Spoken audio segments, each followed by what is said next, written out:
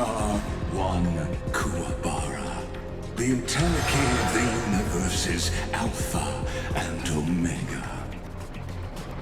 There's no need to rage against the truth. The value of any formula resides only in its answer. As for the process of solving it, no matter how elegant, violent, solemn, or humorous, it is all utterly meaningless.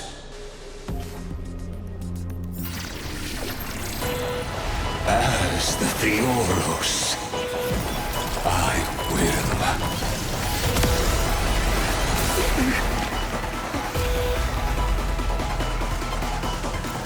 personally participate in performing this world's end. Remember this, as Moses created, I know more about the death of knowledge than they ever will.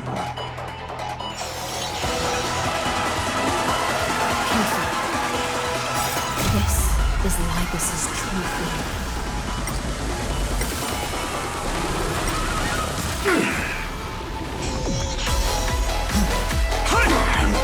Transmute. Entelechy.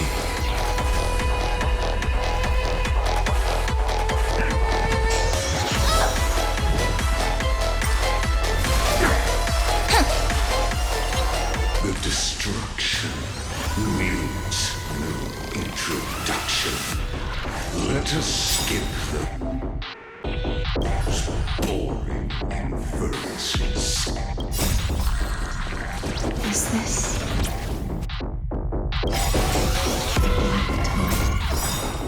indeed? But I prefer to call it method of argument. This is eternity!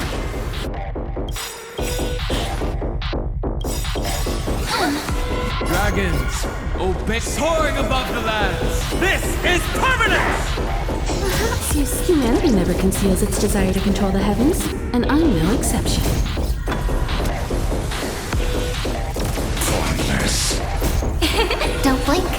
May the world be as we wish. Cleanse hatred with love. Pointless.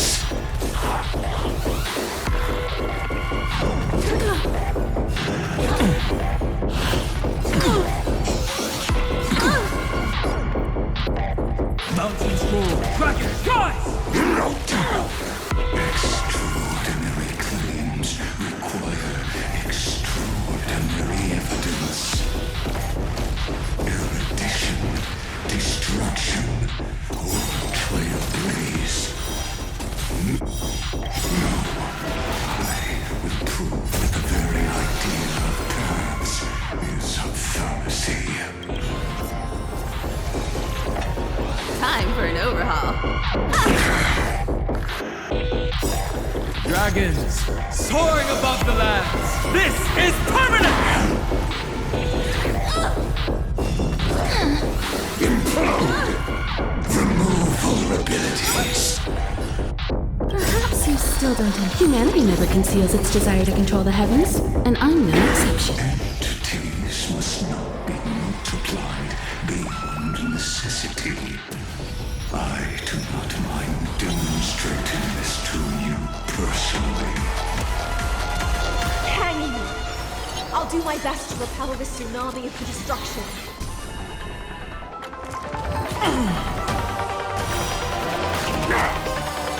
The theory of four invoking logos. The Trojan horse enters. This is eternity!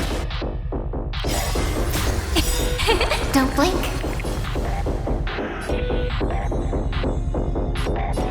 May the earth protect the road ahead.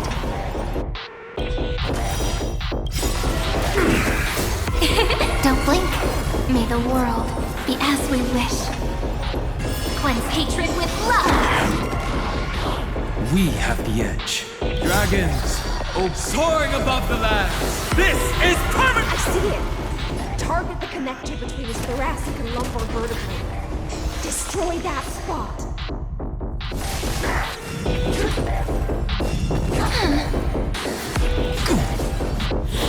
That won't work, you know.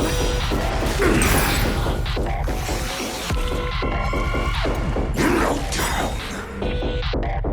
Topology Won't ritual. work, you know.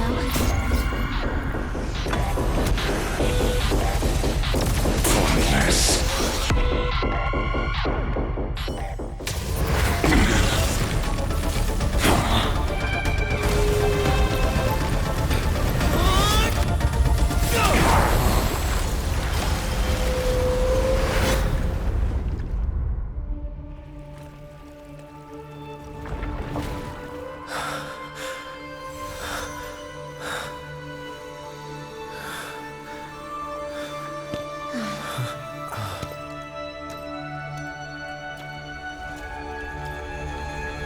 All is futile. In erudition's calculations, the end of the saga is simply a comment awaiting deletion.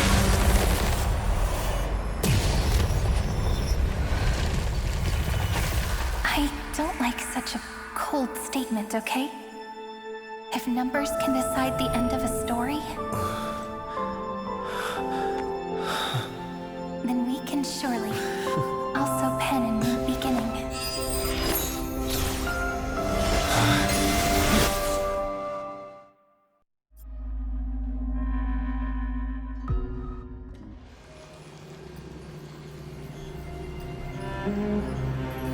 Screwy, what do you think? If your hypothesis of Lycus's identity is true, then even if we remove the restrictions of the Ultimate Protocol, the chances of us defeating him in a head-on battle still remain lower than the acceptable threshold. Therefore, victory will still hinge upon Mr. Trailblazer and Miss Cyrene. Go on. Maybe we're thinking about the same thing. Lycus's cognition resides in the exomyth. He is both an instigator within the experiment and the observer outside of it. Logic. His inspiration circuit can simultaneously process the different time flows in and out of that world. That's where things get tricky. He simultaneously exists in two different timelines, where the internal clocks are wildly different. That old Intellitron's neurons have completely gotten used to that over this prolonged experiment. And that's why he holds home field advantage. You and I should be able to manage that too, if given more time. Unfortunately, there's no if, and we don't have more time. That's why we need to change our way of thinking and turn his advantage into a weakness. The key lies in memories, right? Oh? You caught on quick. You've already mentioned my friend and I, so it's an easy connection to make, no? My intuition has always been very on point. Good. Then I'll cut to the chase. Since his thinking speed far exceeds that of normal people within Amphorius, we are going to externally plant a memory into his inspiration circuit. Then, command it to loop endlessly until he gives in. Even the most flexible and sturdy inspiration circuit cannot withstand the traffic of a full-on information flood. When the amount of information exceeds his cognition filter's capacities, he will have no choice but to focus on processing this memory. That's when the parallel processing advantage he gained via Amphorius will completely destroy him. An image from a person's memory played in real time might only be a second for us. But for him in Amphorian time, it could be millions or even billions of calculations. He won't be able to do anything but watch as he's locked into this prison forged by memories. Then we can entrap him in the same kind of cycle as the heroes were in, and get him to experience loneliness and pain in that endless recurrence. It's my greatest honor to be on the same page as the geniuses. That little one is still in that old Intellitron's hands and won't be able to respond to us anytime soon. But I don't think he'd refuse. So it's up to you to figure out how to execute this plan. I'm not sure how this happened, but I knew it as soon as I saw you. You are currently a mimetic entity of the Remembrance. Yes. I seem to be something you folks beyond the sky call a memo sprite. But that's fine by me. It suits me perfectly. I can serve as the vessel of memories and do my part for the final battle. But before that, we have to tell you. The path characteristic you exhibit is very special. There's no way you're just a simple memo sprite. However, I'm sure about one thing. You are a mimetic entity born in Emporius, yet you only awakened with the Little One's arrival, and only matured as he embarked on the path of remembrance. That means your existence is completely attached to his memories. If there ever comes a day when he forgets about you for even a few seconds, or loses his last connection with Emporius, then you must be prepared for the worst.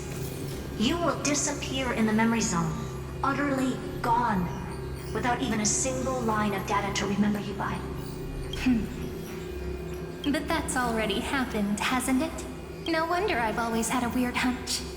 But that also means I was right in thinking, as long as my friend and I are together, we can do anything.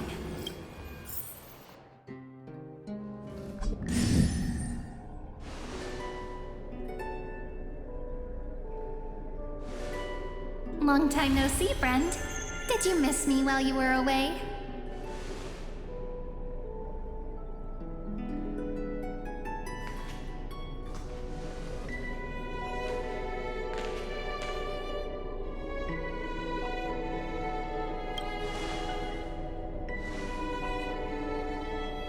Yep, 1,000 years was such a long time. And everyone in Emporius was waiting for the Deliverer's return. You probably already knew about the genius's plans for that memory. I had to hide really well in a corner in time so Lygus wouldn't find me, and wait for the right opportunity.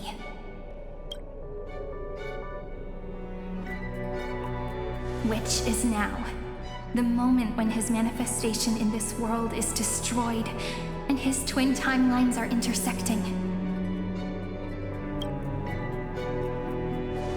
I'm sorry for keeping this a secret from you all this time. I'll tell you the entire, unedited story of this millennium as an apology after this is all over. But for now, let's join hands and complete the final step with the power of the remembrance.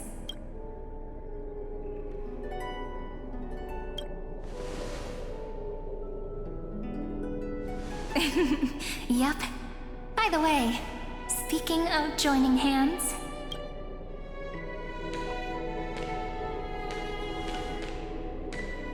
can I please do something before we go on stage?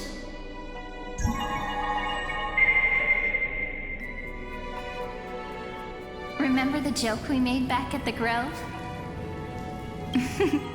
Look! Aren't my hands pretty now? What a fascinating feeling. Like countless memories all swelling up at once. What about you? What did you feel when we touched each other?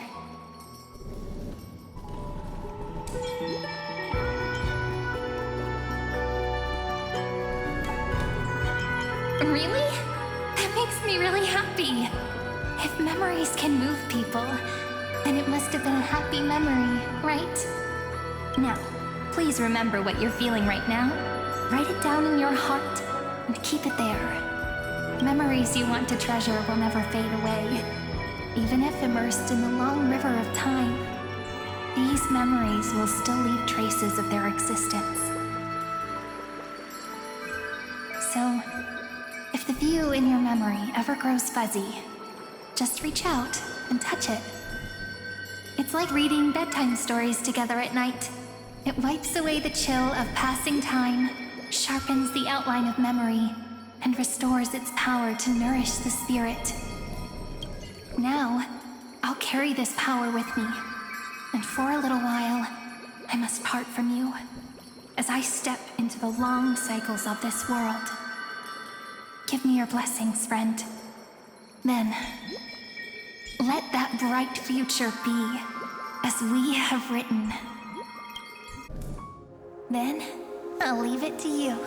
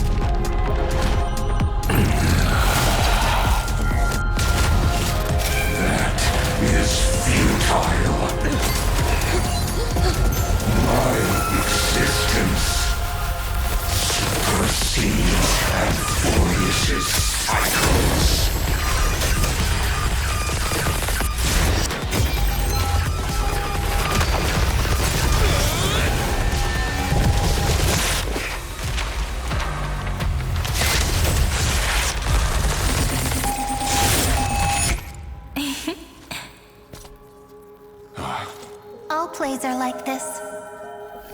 Once you're on the stage, it's hard to return to the audience.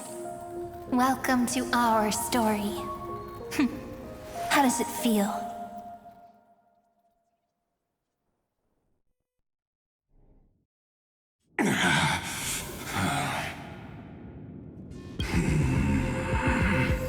Even the authority of time cannot command the entire scepter, nor can it plunge the Amphorian extrapolation into a loop.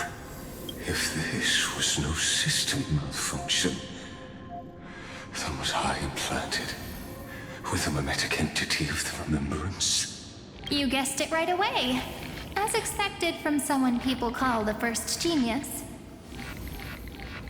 I'm gonna keep doing what I just did if you don't stop, you know?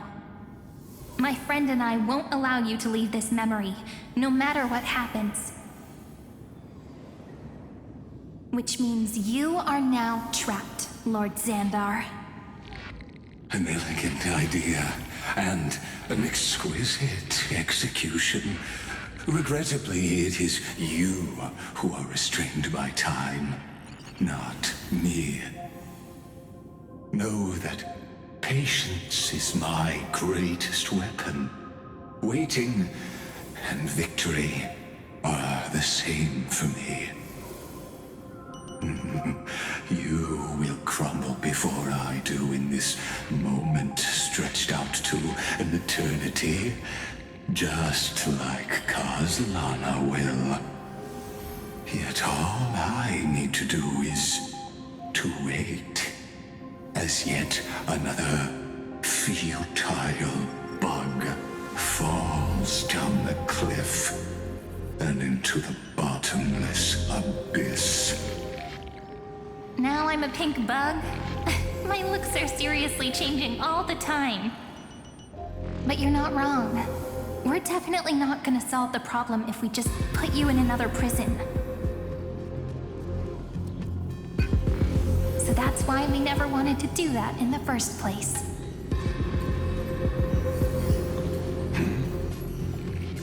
I shall answer your confusion purely out of my respect for those who came before me. Have you heard of the synesthesia dreamscape in the Asdana system? Interestingly, in the distant past, that place once had a prison too. Life forms living in that environment, abundant with memoria, have a chance to connect their perceptions with each other's. Even across great spatial divides, they're able to detect shifts in one another's states. I call this phenomenon memory zone entanglement.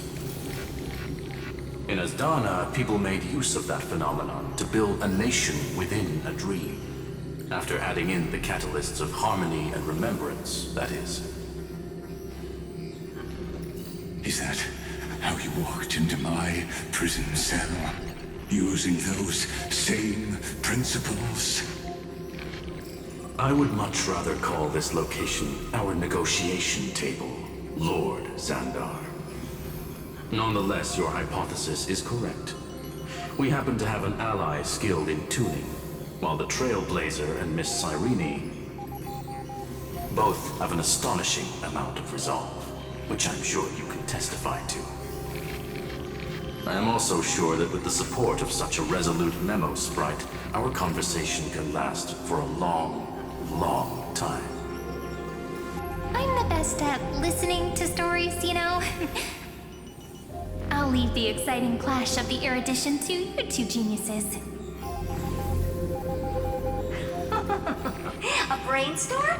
I like it. And it's 2 against 1? Well, I like it even more.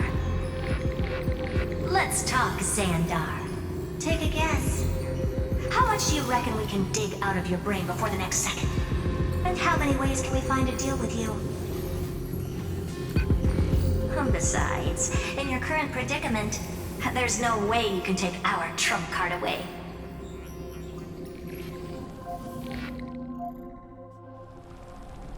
Go, little one. Go. Overturn the Era Nova. Like Hergus disappeared? It seems you had conducted a secret hunt in the depths that even I cannot reach. In that case, go. Swim onward and give this campaign a fitting end. I shall send you off with my song, Grey Fry. May this song penetrate time and become the prelude to the new world.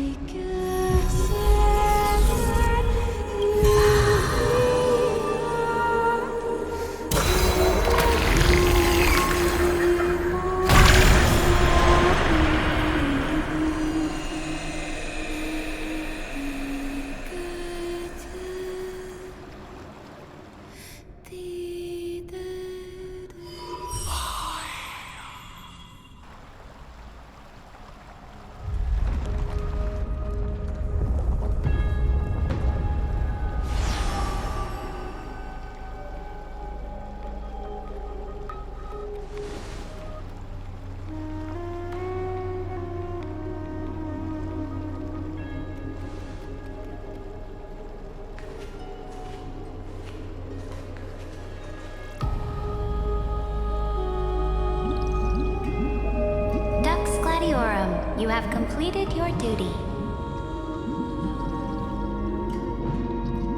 A new dawn is about to rise. Why not swim towards it?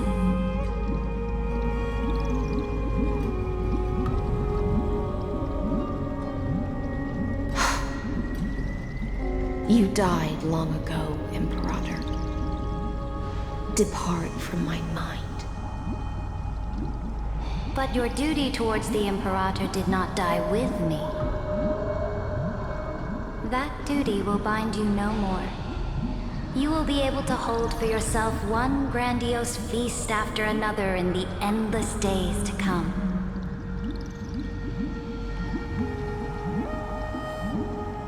So go. Go and swim towards that ocean beyond the sky with the Deliverer. Is this?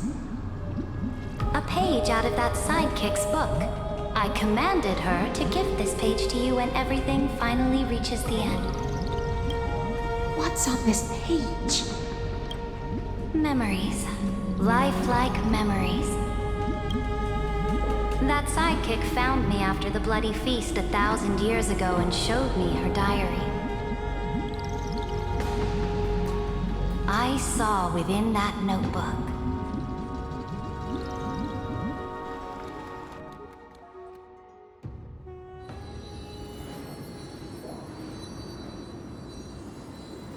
Is this that Deliverer's experience? It's truly immersive. People beyond the sky apparently utilize this power to seal past scenery into crystals they call light cones. but I only know so much about the remembrance, so I can't completely replicate the past.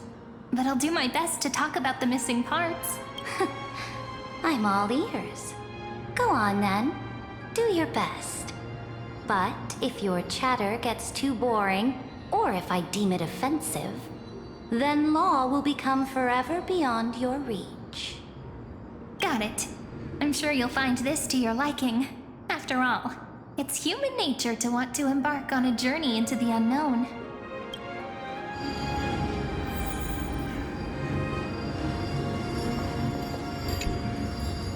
What brightly colored annals. The journey of the Deliverer's conquest. Let me partake in it. Is this a fortress in the sky? This is the first step of my friend's journey among the starry seas. This place is called the Herta Space Station. Just think of it as a supersized grove of Epiphany. Oh, so it's the territory of that witch. She and another Antikytheran lent me a helping hand back at the banquet. Look, over there. Looks like he's talking to Madame Herta in his memory. Let's go listen to what she thinks about this world, all constructed by eons and paths. Are you telling me that woman is Herta? She seems shorter than I remember.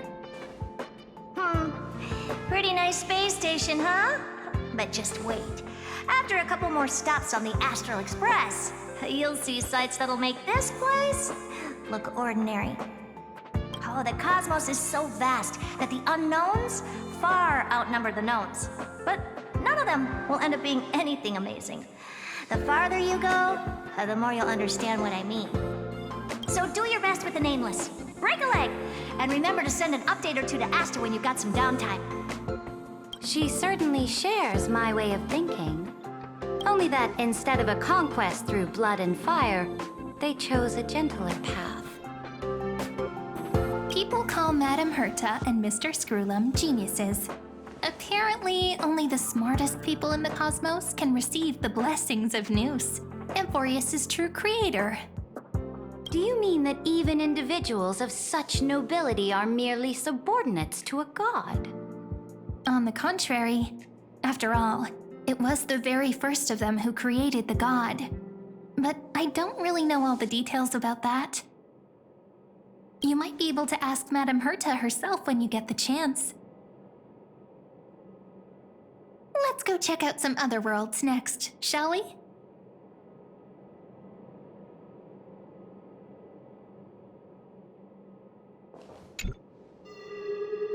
This next stop on the journey has a lot of similarities to Amphorius. A snow-covered land? Interesting. This star is named Eurillo 6. That name sounds so cold. Belobog sounds better. The girl we see here holds a similar station to you, Imperator. She's the supreme guardian of this world. A leader who took up the mantle of government during a disaster. I did not expect the Empress of this world to be so young. Well, your appearance isn't much older. The object in the distance resembles Nikador. Is it a weapon? No, it's called... It's all thanks to you that we survived the crisis. The collaboration with the IPC is both an opportunity and a challenge. Nonetheless, it's an important step in our journey back into the universe. This world was sealed beneath its sky just like Amphorius was, and they only managed to reconnect with the stars when the Nameless arrived. That IPC she spoke of, is it a more powerful organization? Yes, the IPC conquered many worlds through trade, and opened up a vast territory that way. There are many such powerful alliances beyond Amphorius, and they all walk on roads different from the destruction. Coming back to the Supreme Guardian and her Belobog, didn't they find a peaceful way to enter the interstellar community? That cannot be true. That IPC would never have grown so big on trade alone. It may pretend to be a wealthy merchant with clean hands, but I am willing to bet that it grew fat on gory oppression and bloodshed. Its path of conquest must have had no mercy for the weak and would have destroyed them if needed. Are you telling me that this snowland never thought about tossing its dignity to the wind and kneeling to the IPC? I will not believe it. I will never allow the Imperator's empire to be sullied by others. Amphorius must become a power so strong that no interstellar foreigner would dare to look down upon us. Imperator, Belobog isn't as weak as you imagine. I indeed hesitated. But now I understand what we must do. Belobog must learn how to walk on her own until she no longer needs the support of others and can stand on her 2 feet among the stars. Even if I may not live to see it, I believe such a day will surely come. They still have their dignity intact. One day, that hope will melt through the ice and help them into a prosperous tomorrow. But the order of the cosmos is already set in stone.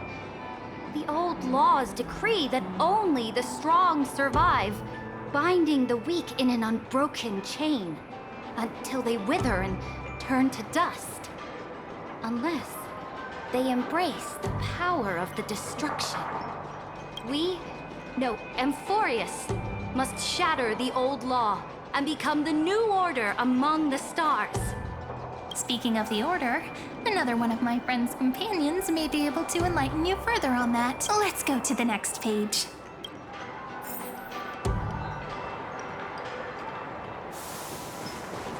This next world is a nation of dreams. The first time I heard about that place, I didn't even know what to think.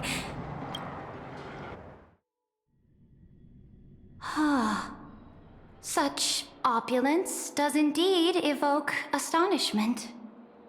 This world is called Penacony, an eternal city built upon a land of dreams. It's also my friend's previous stop, where they went through a risky but exciting adventure. Tell me about it then. That man standing afar has wings on his head. I am truly curious.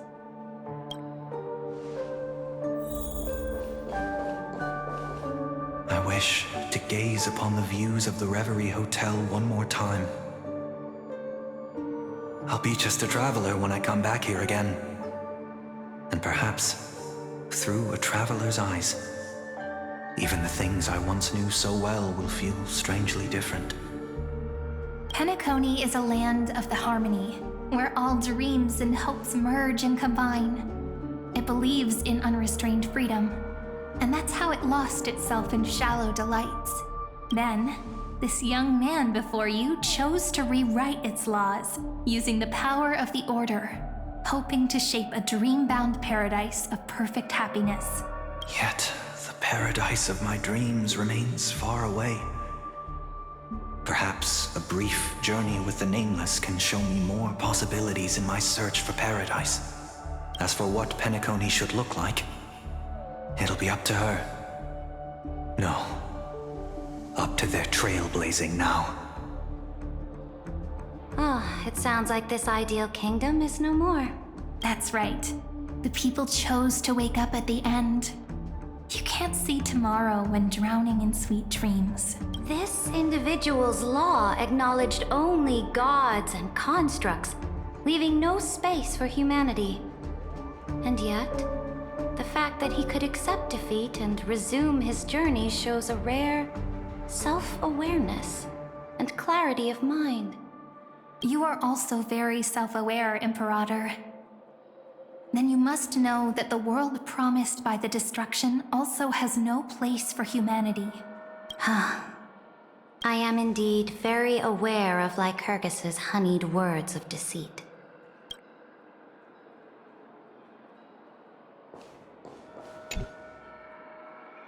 Then let's wrap up this trip down memory lane with one last scene.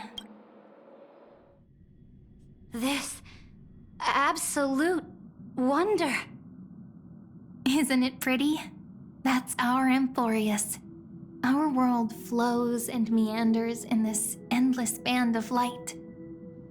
Though we were born from the designs of the gods and are not yet truly alive, the Chrysos heirs of Amphorius still chose to stand against fate and carved a legend no different from that of humankind. Will you really renounce the heroes in this world's previous 30 million cycles, Imperator? Including even yourself. Will you bow to brutal destiny and allow that puppet master named the destruction to have their wish? I know what you want to do, sidekick. You want to use that deliverer's memories to influence me and tilt the scales of law toward him and the two geniuses. You really saw right through me, Imperator. How can one rule an empire if one is incapable of understanding people's minds? I have decided on Law's final destination. However, before I move my next chess piece, before we go on, tell me this, sidekick. Throughout his trailblaze, was there ever a memory of the ocean?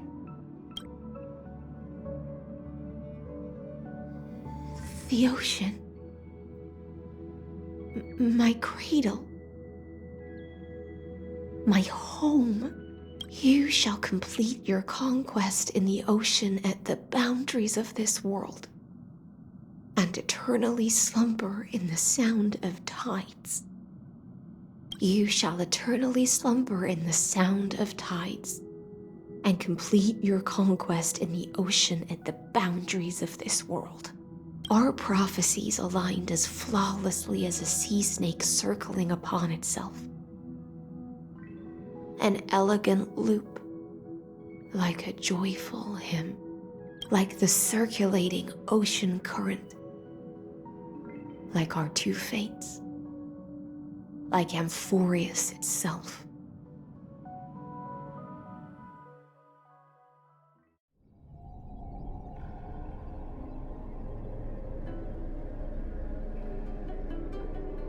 The trial is over. So tell me, who will own the divine authority of law? I won't give it to anyone. What? I am the law. Why should I give my imperial crown to any other? Both the Deliverer and the Theoros came from beyond the sky. They have no right to interfere with the lands I conquered with my own two hands. The law of Amphorius shall be determined by Amphorius's master. What exactly did you see in the trial? Everything. I saw everything regarding the rules of this world's operation. I saw the laws of extrapolation that Theoros spoke of. I saw the ultimate protocol. As long as I offer a sacrifice of equal weight, I can rewrite the laws of this world according to my will. I can turn good into evil, ugliness into beauty, and weakness into strength. Fate gave me a very fair deal. One rule change for the life of one demigod. What are you planning to do? You can't guess. We can conquer the stars without relying on any power from beyond the sky. We just need to make some reasonable sacrifices. Your ambitions have already made so many people give up their lives for the law. And you're still not done? I am determined for Amphorius to stand on her own 2 feet among the stars. You are beyond reason. You think such a simple and hypocritical statement can justify your atrocities. There's no new without destroying the old. That's what you consider an atrocity? Ironic, for that is also the unchanging law of Amphorius's revolutions. Ever since the Flame Chase prophecy resounded in the distance, fate has decreed for the Chrysos heirs to ignite our blood and illuminate this dark age. People would still be puppets of the old dynasty if it weren't for my conquests. But your world doesn't seem to be any different from your predecessors. Bloodshed, tyranny, oppression. You're making the same mistakes they did. Go and see everything for yourself. Go to any library I've built. Go listen to the rumors on every street corner. Go and witness how the Imperator crushed the old laws and forged new ones. Go and see what my conquests brought to this world. I cleansed the Chrysos War's filth and mended all the conflicts left by the Era Bellica. I restored Akima's might and allowed mortals and Chrysos heirs to face each other as equals in the Council. I punished all sins and rewarded all achievements. I smashed Talantin's shackles, united humankind to save themselves, and started the Flame Chase era. That's what the Imperator has done in her glorious life. So now, hearken to my final words. History will eventually forget Ceridra, but it will never forget the Imperator's people or the Flame Chase era she began. Final words.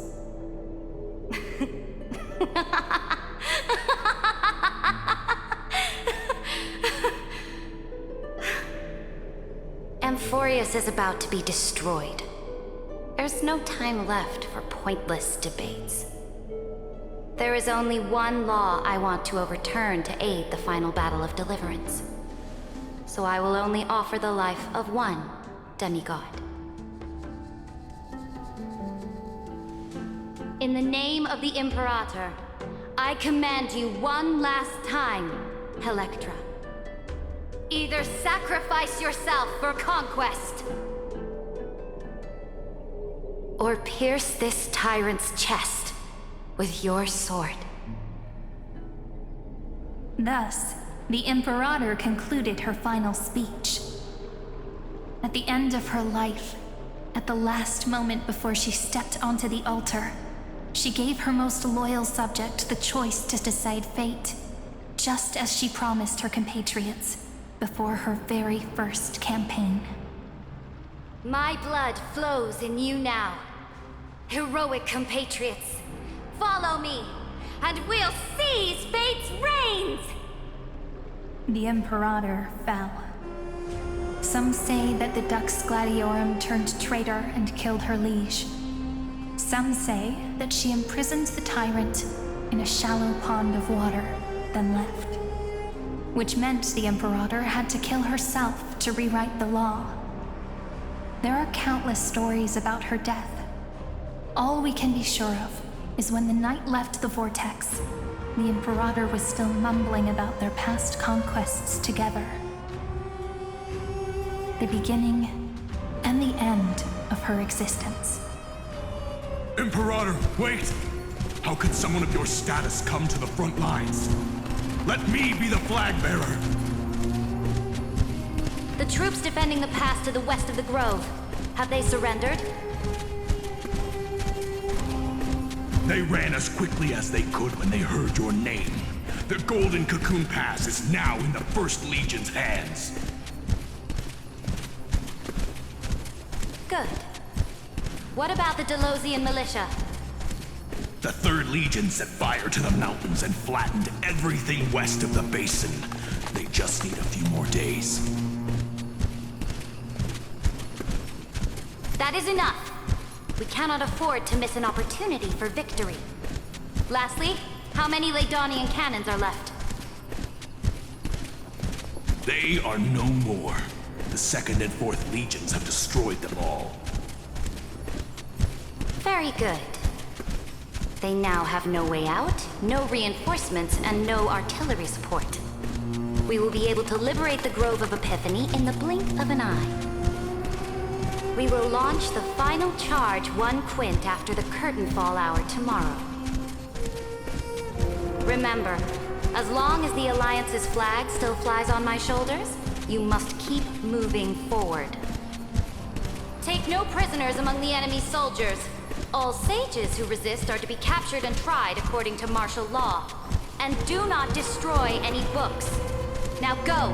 Notify the entire army. Understood. Those who are resolved to die, we salute you. Reporting in. The Mountain Dwellers are resisting fiercely, and the legendary Mountain Breaker has personally engaged in battle. Their formations are nigh impenetrable. Then cease our frontal assault. Send scouts to all legions and tell them to retreat into the Tritos Plains before the parting hour. Are you planning to surrender? It's a strategic change of plans. The seismic walking dragon is enough for that battlefield. Walking dragon? You mean that stupid beast, Terravox? What can they even do? Stupid? No. They are the wisest of all of Giorio's creations. Only they can perceive the currents of time. Let them deal with their earthly brethren. We will advance and take the lead in defeating what remains of our enemy. I will deliver the most fiery retribution for the humiliation they dealt us, and crown myself with a god-slaying wreath. Understood. I'll see to it. Those who are resolved to die, we salute you. The Temple of the Three Fates sent a letter, Imperator. They refused to surrender, and said this letter is their last warning to us. Tell the commanding officers not to launch any attacks unless they receive the Imperator's handwritten approval. Disobedience will be punished by death. Oh, what are you doing? The priests of the Three Fates aren't soldiers, but politicians. Do not mistakenly believe they don't have a plan. These dying pests will wring out every idea from their brains, all for short-sighted gain. They are much shrewder than we are. I am inferior to them in that regard. They also have the prophecy to wield as a weapon, something I am not blessed with. Launching an unplanned attack will only disadvantage us, as all of Amphorius will judge our actions. Which means, I will be heading to the battlefield myself, just as I have always done.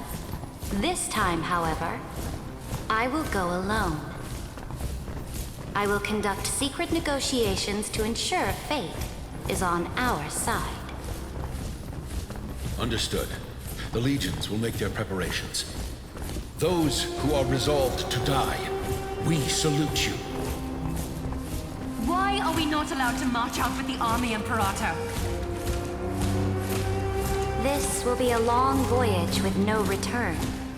Those of you who bear the prophecy cannot come with me. Why are you personally leading this battle if it's doomed to fail? The Flame Chase journey cannot be without a leader. That is correct.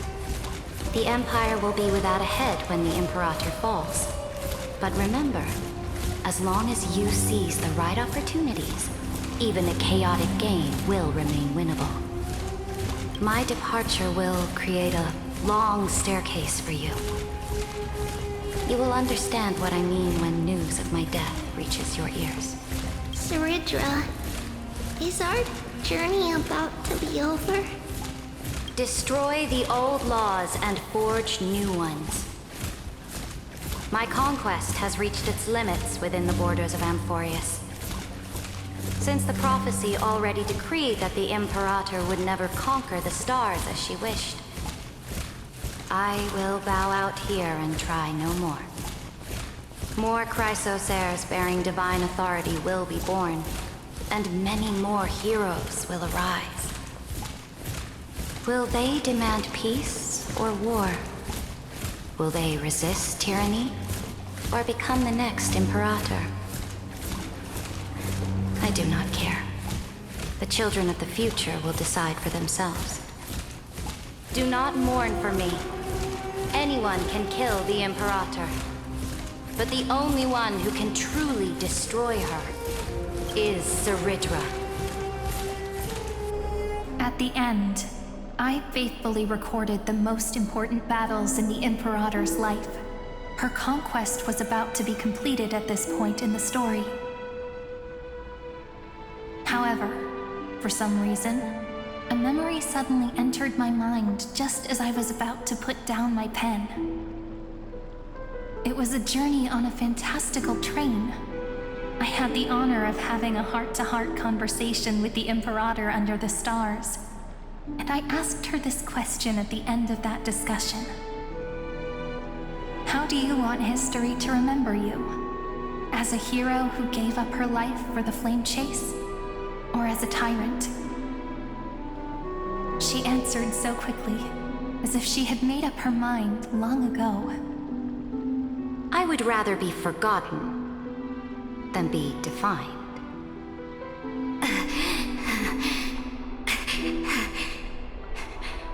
Because the law can be neither eternal nor unchallenged. And only humanity can pen laws into history's pages. Now, I have shattered the greatest law of Amphorius.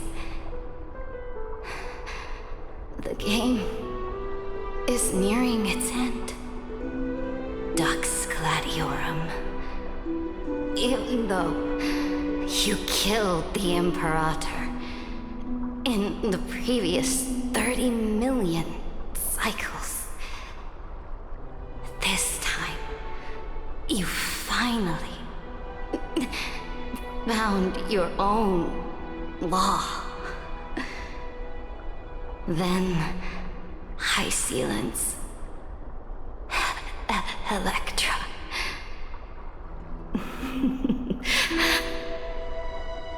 I will ask someone to deliver the prophecy's ocean at the boundaries of this world to you.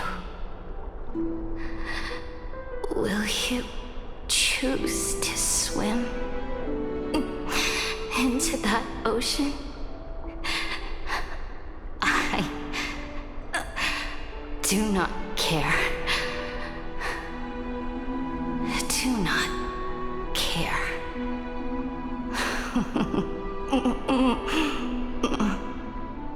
The Imperator muttered about her conquests, and news of her death spread in the city.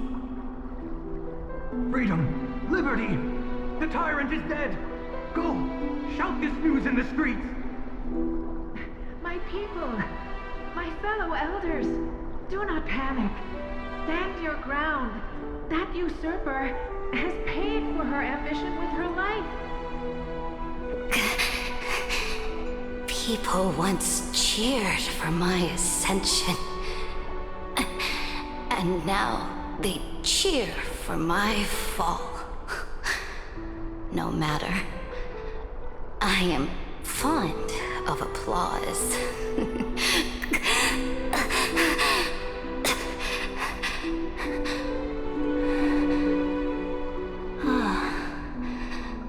I see the cosmos, the battlefield that I cannot reach. I will return in the next cycle. The stars will hear my legion's war drums. Hear the great name of the Imperator. Hear Amphorius's Ceridra.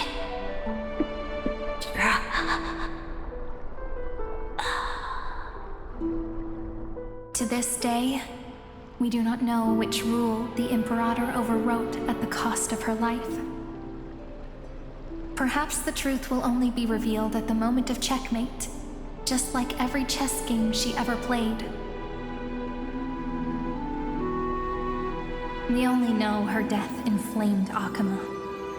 On one side of the city, those who defended liberty toppled her statues to the ground. On the other side, her supporters put themselves between the masses and her monuments, declaring loudly that the Sovereign is still among the people. It is said that golden blood congealed into the same letters everywhere they fought. It was the name borne by Akama's first and final sovereign, the Imperator Saridra. But the one who bore that name did not see any of this. Her gaze was cast far away, and the sound of tides in her ears drowned out the people's cries. What was the Imperator thinking about in that prophesized ocean at the boundaries of this world? In that shallow puddle of stagnant water, was she reminiscing about her past conquests? Or repenting for the millions killed for the flame chase? It was neither. The Imperator only saw how the surface of the water gleamed like that crude chessboard, dissected by light and shadow in the afternoon when her teacher played against her for the first time. Look at this chessboard. What do the pieces look like? They are strangely beautiful. They look like the stars in the night sky ablaze.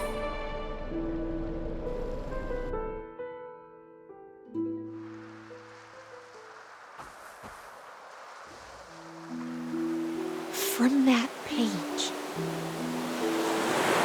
emerged an ocean so vast, so pure, not a single trace of corruption. Is this Saridra? Electra, my subject. Ever since you walked out of the tainted ocean and pledged yourself to me, I have seen the abyss in your eyes and the emptiness in your heart. That was why I promised you a new ocean, where the Imperator's ambitions would serve as the currents, and loyalty would be its light. Electra, my subject. You have done your duty as my blade. The prophecy has now made its final decree on the road I intend to walk. My conquest is doomed to never reach the stars. But the Imperator never makes empty promises. So take this memory, this ocean, beyond the sky, as witnessed by the Deliverer.